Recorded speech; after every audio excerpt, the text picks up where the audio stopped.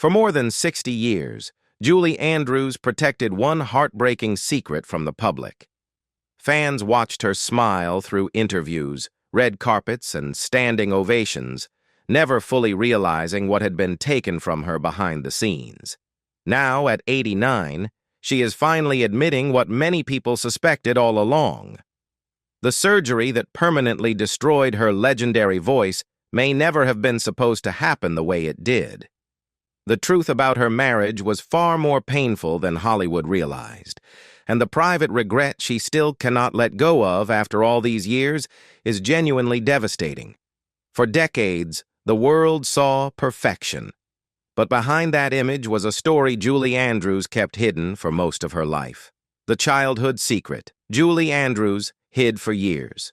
Julie Andrews was born Julia Elizabeth Wells on October 1, 1935, in England. Her mother, Barbara Ward Morris, was a talented pianist, while her father, Edward Charles Wells, worked as a teacher. But after World War II began, the marriage fell apart, and Julie's life changed dramatically.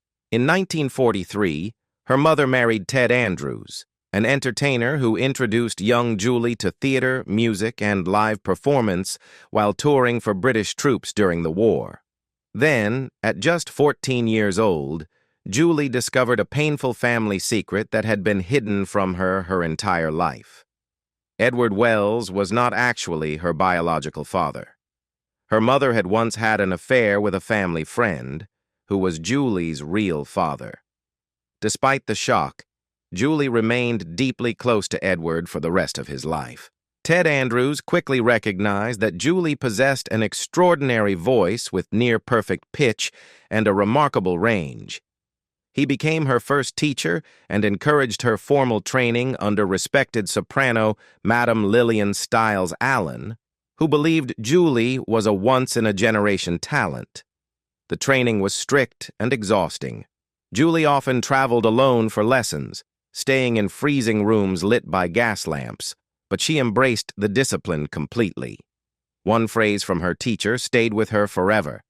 "The amateur works until he can get it right. The professional works until he cannot go wrong."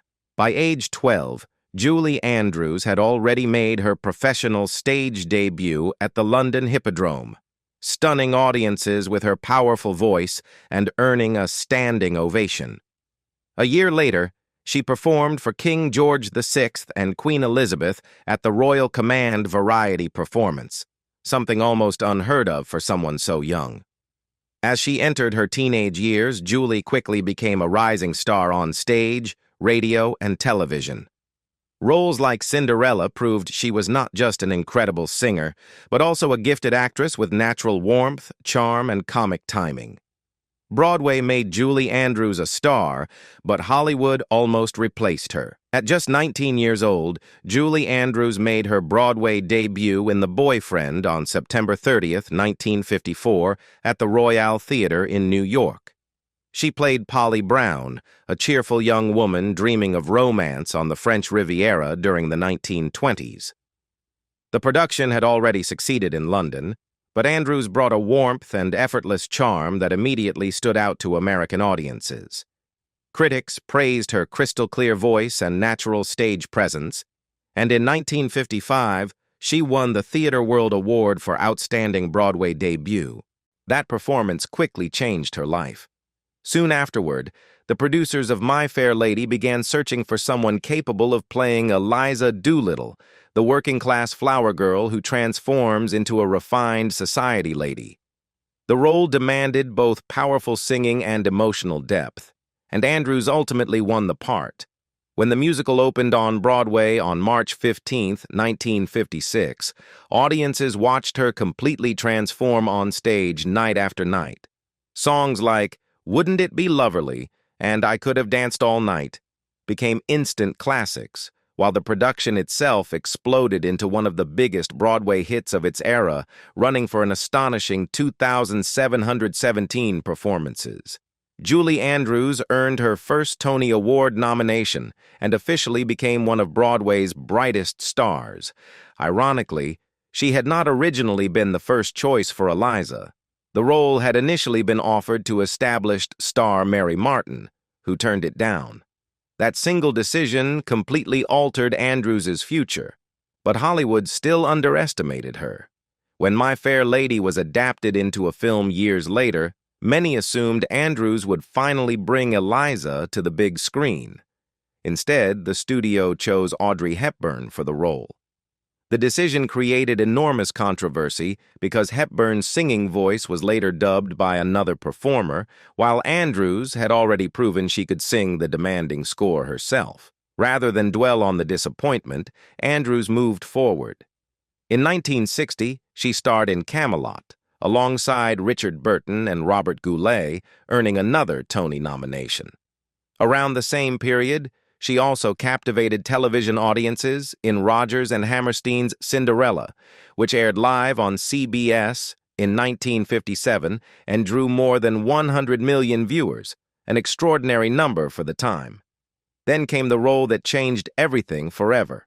In 1964, Walt Disney cast Julie Andrews as Mary Poppins after searching for the perfect actress to balance warmth, humor, elegance, and musical talent.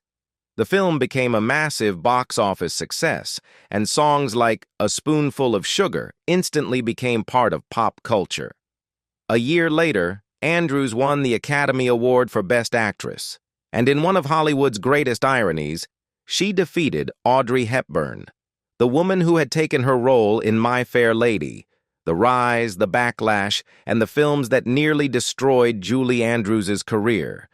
The Sound of Music premiered on March 2, 1965, and completely transformed Julie Andrews into a global phenomenon. Playing Maria von Trapp, the joyful young governess who changes an Austrian family through music, Andrews gave one of the most beloved performances in movie history. The film became a worldwide sensation, eventually earning around $286 million and winning 5 Academy Awards, including Best Picture.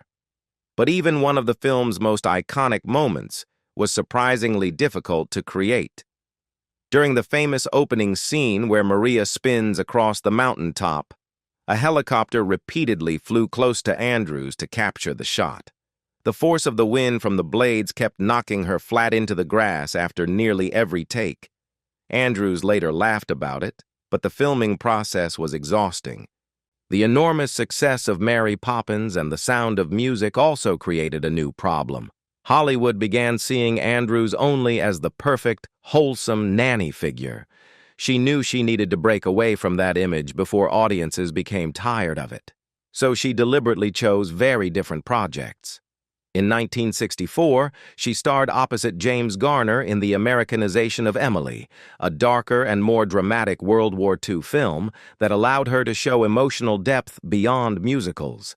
Then came Torn Curtain, a Cold War thriller directed by Alfred Hitchcock and co-starring Paul Newman. Although Hitchcock reportedly felt both stars were too polished for the gritty story he wanted, the movie still became a financial success. Later that same year, Andrews appeared in the massive historical drama Hawaii, one of the most expensive productions ever made at the time. Filming was brutal, with constant rainstorms, dangerous weather conditions, and tidal wave warnings disrupting production. Despite the chaos, the film became one of the biggest box office hits of 1966 and earned 7 Academy Award nominations. But by the late 1960s, the momentum that had made Julie Andrews untouchable suddenly began to collapse. In 1968, she starred in Star, a lavish biopic directed by Robert Wise, the same filmmaker behind The Sound of Music. The production carried an enormous budget, but audiences never connected with it. Critics called Andrews's performance overly theatrical, and the film became one of Hollywood's most expensive flops. Then things became even worse. In 1970, Andrews starred in Darling Lily, directed by her husband Blake Edwards. The production spiraled out of control with endless reshoots and a ballooning budget that reportedly reached $25 million. Andrews also attempted to reinvent her image, even performing scenes that shocked audiences who still associated her with Mary Poppins and Maria von Trapp. But the gamble failed. The film collapsed at the box office, and suddenly, Hollywood no longer viewed Julie Andrews as the unstoppable musical superstar she had once been. She remained respected and continued earning award nominations, but the industry had clearly changed. Julie Andrews reinvented herself when Hollywood nearly moved on. After several disappointing films in the late 1960s, Julie Andrews realized she needed to reinvent herself. Instead of rushing back to movies, she turned to television. In 1972, she launched The Julie Andrews Hour, a variety series filled with Broadway songs, comedy sketches, celebrity guests, and elaborate musical numbers. A BC believed in her so strongly that the network gave her a rare 5-year contract. Critics praised her warmth, elegance, and versatility, but despite the strong reviews, ratings struggled, and the show was canceled after just one season. Then came the surprising twist. Only a month later, The Julie Andrews Hour dominated the Emmy Awards, winning 7 awards, including Outstanding Variety Musical Series. ABC offered her several follow-up specials, but Andrews had already realized television would not fully revive her career, so she made an unexpected move. She entered the nightclub circuit. For audiences who still viewed her as Mary Poppins or Maria von Trapp, it was shocking. Nightclubs were associated with jazz singers and adult comedy, not wholesome Disney stars. But Andrews wanted to break free from the image that had followed her for years. The risk paid off. Her performances revealed a more sophisticated and playful side of her personality.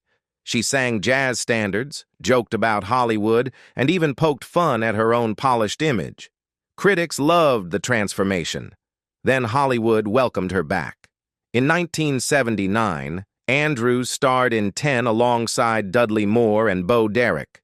Directed by her husband Blake Edwards, the film became a major hit, earning over $74 million in the United States. She followed it with even bolder roles, especially in S.O.B. and later Victor/Victoria, where she played Victoria Grant, a singer pretending to be a man performing as a female impersonator. The role completely changed how audiences viewed her and earned Andrews both a Golden Globe win and another Academy Award nomination. The loves, heartbreaks, and quiet struggles behind Julie Andrews' career.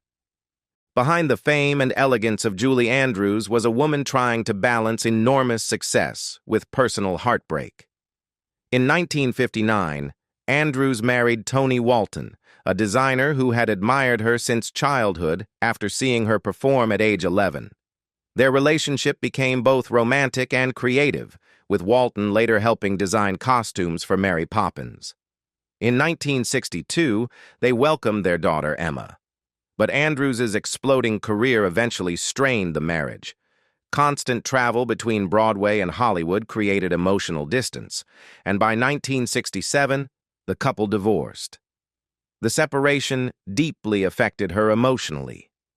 Around that time, director Mike Nichols encouraged Andrews to begin therapy, something she later credited with helping her clear the clutter and garbage in her mind and regain emotional stability. Not long afterward, she met Blake Edwards outside a therapist's office, a moment Edwards later joked felt very Hollywood.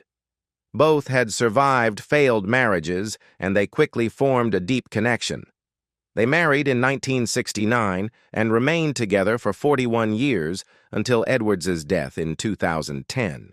Together, they raised a blended family and later adopted 2 daughters from Vietnam, Amy and Joanna. Professionally, they also collaborated on several films, including Victor/Victoria and S.O.B. The 1980s pushed Andrews into more dramatic territory. In That's Life, she portrayed a woman fearing cancer after doctors had discovered a lesion on her own throat. She followed that with Duet for One opposite Liam Neeson, earning praise for her emotional depth. Then, in the 1990s, Andrews returned triumphantly to Broadway with Victor/Victoria, which ran for more than 700 performances. But one moment shocked the theater world. When Andrews received a Tony nomination while the rest of the cast was ignored, she publicly rejected the nomination out of loyalty to her fellow performers. The surgery that changed. Julie Andrews's life forever. After nearly 4 decades away from Disney, Julie Andrews returned triumphantly with The Princess Diaries, playing Queen Clarice opposite Anne Hathaway. Directed by Gary Marshall, the movie became a huge success, earning around $165 million worldwide and introducing Andrews to a whole new generation of fans. She later reprised the role in The Princess Diaries 2, royal engagement, and also voiced Queen Lillian in the wildly successful Shrek 2 franchise. Films like Enchanted and Tooth Fairy proved she could still shine in family entertainment. But behind those appearances was a private tragedy few people fully understood. For decades, Julie Andrews possessed one of the most legendary voices in entertainment history. Her 4-octave soprano helped make Mary Poppins and The Sound of Music timeless classics. But while performing Victor/Victoria on Broadway in the 1990s, she began suffering severe vocal strain that refused to heal. In 1997, doctors discovered a lesion on her vocal cords. Hoping to restore her voice, Andrews underwent surgery at Mount Sinai Hospital in New York. What was supposed to be a routine procedure instead became catastrophic. The operation permanently damaged her vocal cords, leaving scar tissue that destroyed her famous singing voice and even made speaking difficult at times. Andrews later admitted she was never fully warned about the risks involved. The emotional devastation was enormous. In 1999, she filed a malpractice lawsuit against the hospital and surgeons involved.